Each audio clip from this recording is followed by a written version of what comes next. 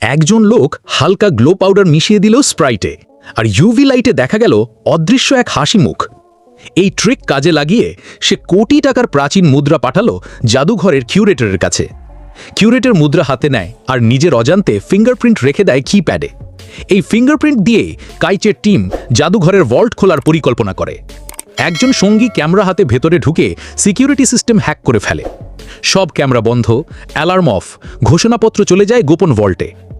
এদিকে কাইচ ঢুকে পড়ে মেরামতের ছদ্মবেশে, আর কিউরেটরের গ্লাস থেকে ফিঙ্গারপ্রিন্ট কপি করে। সেই ফিঙ্গারপ্রিন্ট দিয়ে সে খুলে ফেলে 10 টন ওজনের ভল্টের দরজা। কিন্তু তখনই হাজির হয় আরেক চোর দল, হাতে আগ্নেয়াস্ত্র। কাইচ তাড়াতাড়ি ঘোষণাপত্র নিজের শরীরে লুকিয়ে নেয় আর পালানোর চেষ্টা করে, কারণ এই কাগজের পেছনেই লুকিয়ে আছে গোপন মানচিত্র, যেটা নিয়ে পাল্টে যেতে পারে ইতিহাস।